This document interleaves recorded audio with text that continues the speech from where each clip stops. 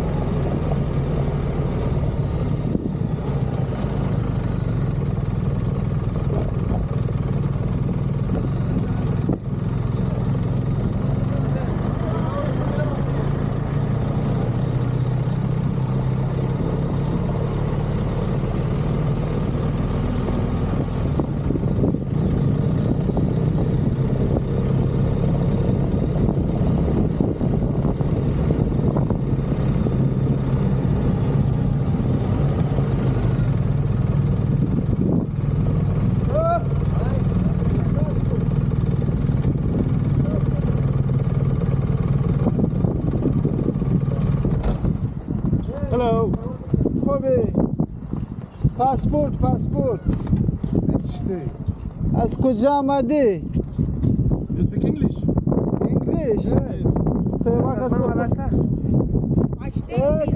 باکسی اخیرا ستل تبدیل خواهد زمش دم اخلا ورسره انگلیش English. Zma mana deliye. Kamera da dedi kamera da. چیه؟ Kamera da.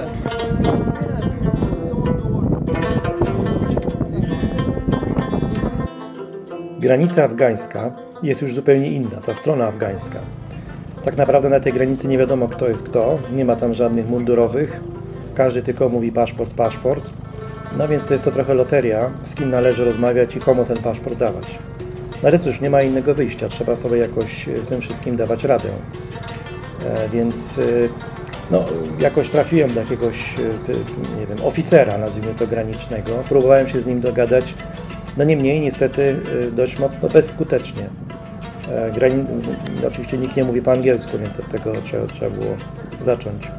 Szczęśliwie się zdarzyło, że na tej granicy pojawił się Afgańczyk, który wracał z Iranu, młody chłopak, ubrany wręcz jakby po zachodniemu, który świetnie mówił po angielsku, więc on się stał moim tłumaczem.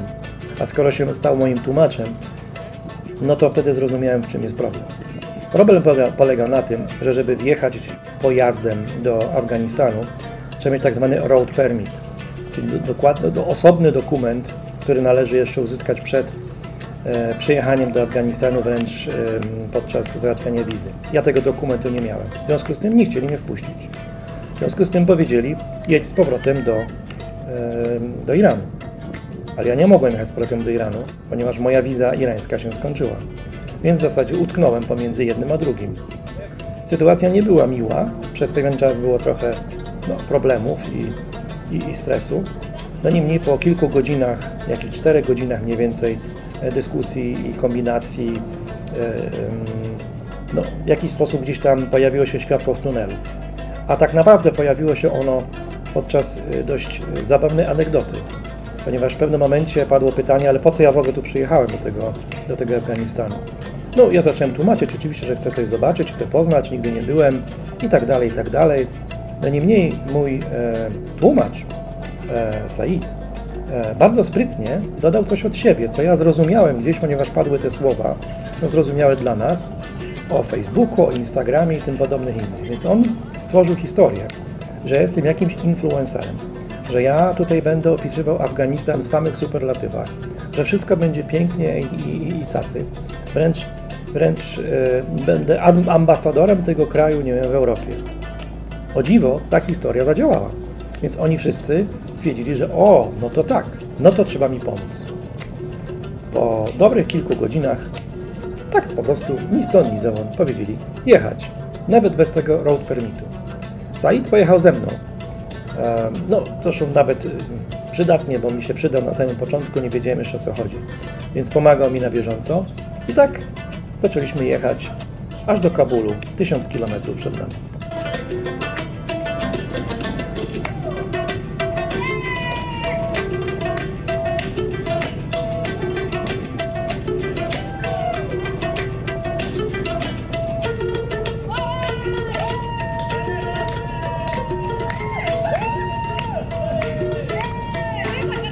Zaraz po przejechaniu granicy, już w Afganistanie, w pierwszej takiej małej miejscowości, zatrzymaliśmy się razem z Saidem, żeby wymienić pieniądze. No, potrzeba na paliwo, na coś do jedzenia, bo nie spodziewałem się, żeby można było posługiwać się kartą kredytową, szczególnie gdzieś tam na prowincji. To zajęło chwilkę, tam rzeczywiście było dużo zamieszania, ale udało się zmienić pieniądze.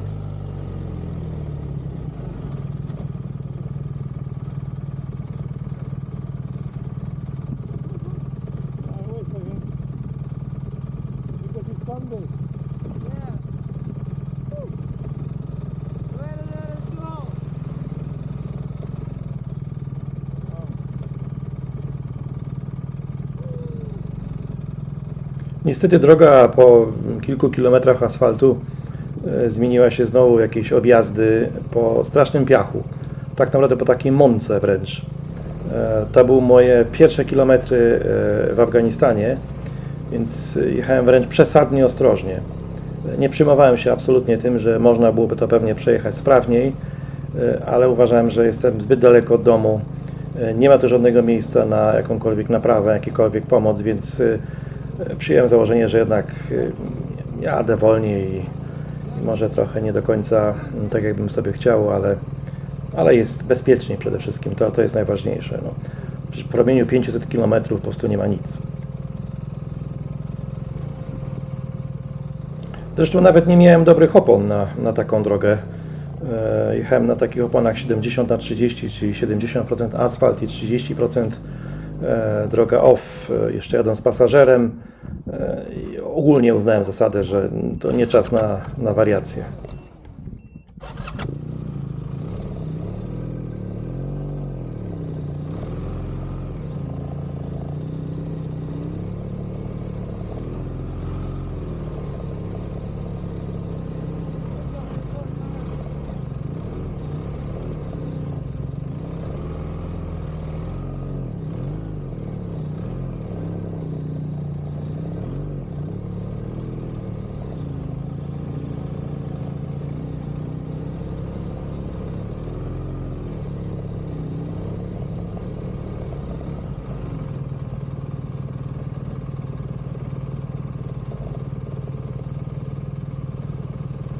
W każdym momencie, kiedy się zatrzymywałem, natychmiast zatrzymuje się jakiś samochód. Więc oczywiście nie ma żadnej prywatności. Z jednej strony to dobrze, bo oni wszyscy są z jednej strony ciekawi, a z drugiej strony chcą pomóc, gdyby coś było potrzeba. Zresztą to jest moje doświadczenie w ogóle z krajów arabskich. Wystarczy zatrzymać się gdziekolwiek, natychmiast ktoś jest chętny do pomocy.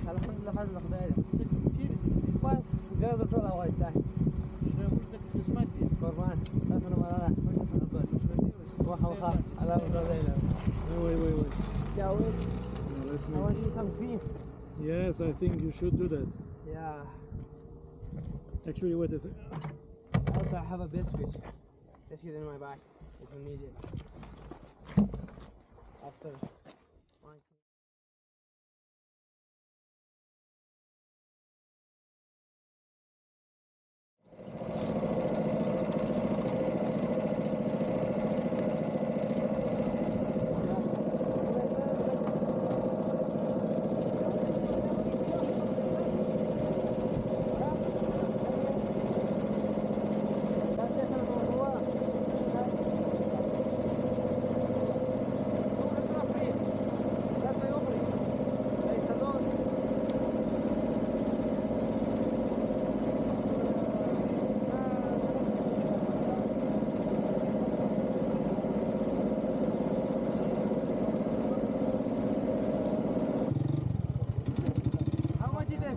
Oh, it's zona sokarisi. To są śmietały. 560.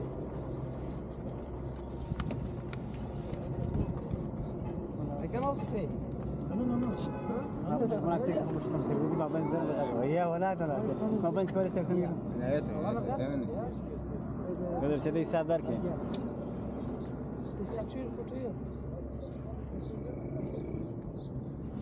ورسنګ په افغاني باندې پي سدي اخر پنور ورته واګه چې کالي دريږي ولا کالي وو دريږي ما ياته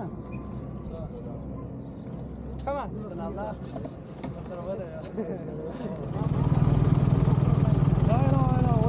Żeby coś przewieźć w tamtym rejonie, jak samochód na przykład, nie używa się lawet i różnych innych tego typu specjalnie przygotowanych pojazdów, tylko właśnie na dachu autobusu. Zresztą na dachach tych autobusów wszystko można było zobaczyć. Maszyny rolnicze, wszystko, dosłownie wszystko.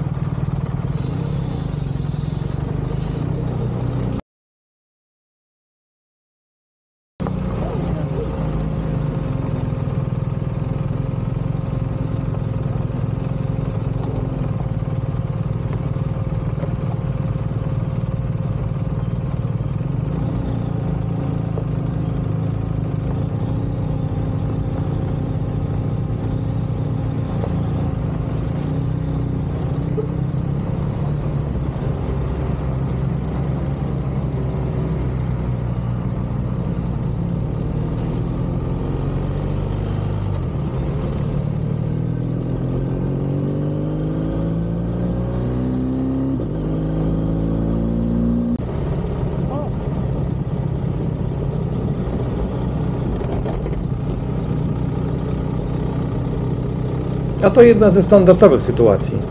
W rowach samochody porozbijane, pewnie z uwagi na stan techniczny tak naprawdę wypadały z tych dróg, także takich obrazków jest dość dużo rzeczywiście.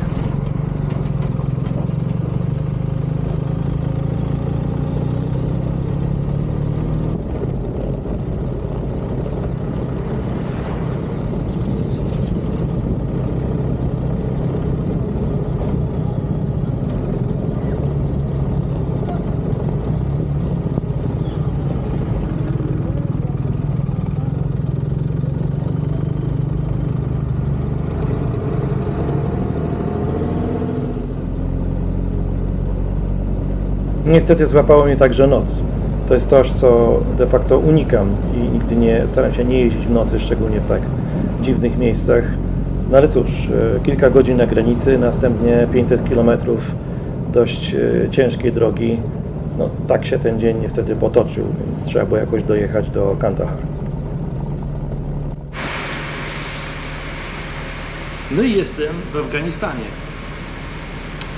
Dzisiejszy dzień się skończył, już jest po północy, więc był długi. A po kolei to wyglądało tak, że przyjechałem na granicę najpierw po stronie irańskiej. Poszło tam bardzo szybko, super szybko, mega szybko, aż w pewnym momencie zdałem sobie sprawę, że coś za szybko. Na samym końcu wzięli mnie do pokoju z jakimiś policjantami i przez tłumacza na telefonie dobre 40 minut przepytywali mnie o wszystko. Czym się zajmuję, co robię, gdzie byłem, przeglądali mój paszport, czy byłem w Izraelu, czy byłem w Ameryce, czy byłem tu, czy byłem tam. Trwało to dobre 40 minut. Po 40 minutach powiedziano, nie ma problemu, można jechać, wszystko jest w porządku. No więc podjechałem do wielkiej, ogromnej bramy. Ta brama się otworzyła. No i wjechałem do nieco innego świata, tak powiem zupełnie dyplomatycznie. Tenże świat rzeczywiście został nieco za nami wszystkimi.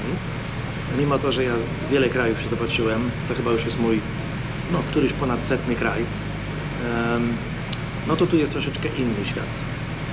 I tutaj poszło w miarę sprawnie, do momentu, kiedy jeden tutaj z oficerów, a oni nie noszą mundurów, nie wiadomo kto jest kto, stwierdził, że no nie, ale ja muszę mieć specjalne pozwolenie na przejazd przez ten kraj. Ja nie mam takiego pozwolenia, nic nie wiedziałem na ten temat, żeby otrzymać pozwolenie. No więc od jednego pana do drugiego pana ci panowie, to są krótko mówiąc talibowie, no co z tym fantem zrobić? I ja mówię, no ja nie mam tego pozwolenia, nie wiedziałem. Całe moje szczęście, że poznałem na granicy młodego chłopaka, który też z Iranu jechał, to jest Afgańczyk, ma na imię Said i świetnie mówi po angielsku, no i został moim tłumaczem. Byłem w wielu miejscach na tej granicy, cały czas mnie gdzieś tam przesuwali. Sytuacja wyglądała przez większość czasu nieciekawie. To znaczy wyglądała tak, że najprawdopodobniej będę musiał co najmniej spędzić noc na granicy, ponieważ dzisiaj jest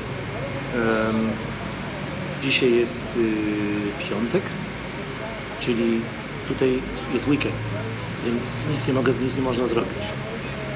To wszystko trwało dobrych parę godzin. Oczywiście druga opcja była sugerowana przez panów, że mogę wrócić do Iranu. Problem polega na tym, że ja nie mogę wrócić do Iranu. Wyjechałem z Iranu na jednorazowej wizie i teraz, żeby uzyskać kolejną wizę, musiałem wyjechać z tego kraju. Więc wyjechawszy z tego kraju, wiedziałem, że to jest tylko taki one-way ticket. No więc to wszystko jakby spowodowało, że trochę tych emocji było więcej, bo myślę sobie, do Iranu nie mam jak wrócić. Tutaj utknę, co z tym fantem zrobić? No, pojawiła się ten pomysł, że najwyżej muszę przenocować do rana i rano dostanę papier i z tym papierem będę mógł jechać. Niestety cały czas patrzyłem na zegarek, bo wiedziałem, że chcę dojechać dzisiaj do Kandahar. To jest ze 450 km. Nie miałem pojęcia, jakiej jakości drogi to będą, więc każda godzina siedzenia na tej granicy powodowała pewien stres. Na samym końcu jednak okazało się, że można jechać. Więc nie wiem tak naprawdę o co to chodziło. Mój kolega afgański Said zabrał się ze mną, usiedliśmy razem na motocykl i razem jechaliśmy przez Afganistan. I tutaj pojawiła się bardzo dobra, ciekawa anegdota, która niezwykle okazuje się przydatna.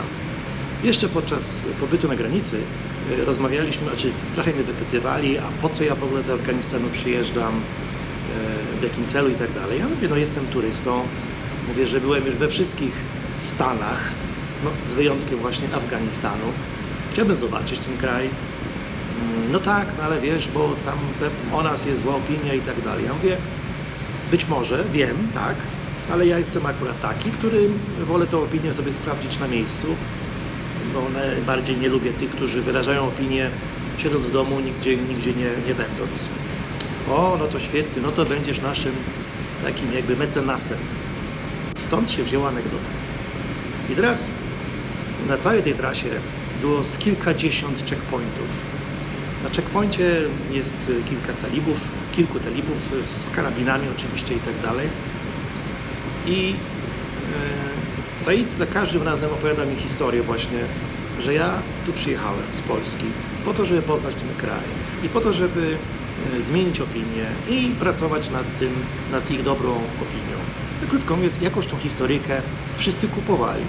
Kończyło się tym, że dużym uśmiechem, kończyło się milionem zdjęć, obściskiwaniem się, misiaczkami, oczywiście z kałachem pod pachą i tym podobnych innych, więc ta bajka działa. Ta bajka działa, zresztą to nie jest taka do końca bajka, bo muszę przyznać, że jak na razie słysząc słowo talib, to zawsze brzmi jakoś tak nieprzyjemnie, nie wiem, z niepokojem. Jak do tej pory wszystkich talibów, których poznałem, oni są opinii na temat tego kraju. Oni pracują nad tym, żebym ja się czuł bezpiecznie. To jest zupełnie inna kultura, więc ci ludzie się zupełnie inaczej zachowują. Dla nas jest to bardzo czasami wręcz szokujące. Wystarczy zatrzymać się gdziekolwiek na sekundę, żeby sprawdzić coś, nie wiem, w telefonie gdziekolwiek. Zablokują całą szosę, staną wszystkie samochody i wszyscy będą chcieli jakieś zrobić zdjęcia, chcą się rozmawiać, oczywiście nikt nie mówi po angielsku, potrafią obejść jak mrówki naokoło, jest ich czasami kilkadziesiąt, nawet nie ma jak odjechać. Ale to jest ich kultura, oni nie wiedzą, że być może dla nas jest to takie trochę dziwne. Potrafią uwiesić się na motocyklu, obmacując wszystko, co może mi się to nie podoba, ale to jest ich kultura i to trzeba zaakceptować w tym kraju. Trudno, tak jest.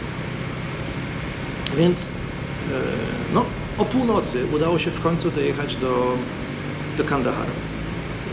Tutaj w tym mieście tylko i wyłącznie spędzam noc. Tutaj nic nie ma tak naprawdę. Będę jeszcze raz w Kandahar, w drodze powrotem moim biuro. 100 kilometrów i będziemy dalej opowiadać tą samą historyjkę na wszystkich checkpointach. Tyle, że jutro wyjedziemy rano po śniadaniu. Już nie będzie takiego stresu, że wpadniemy w kolejną dziurę, wyrwę w drodze i tym podobne inne. Drogi tutaj są, no jest to asfalt oczywiście, ale ma tyle niespodzianek, ma tyle dziur, że to nie sposób po prostu się rozpędzić i jechać. To nie ma takiej opcji. Ale póki co przygoda trwa, wszystko jest ok. Tankuję dziwacznej jakości paliwo. Nawet w przyzwoitym hotelu dzisiaj jestem. Gościnność ich, nie mogę powiedzieć, jest ok.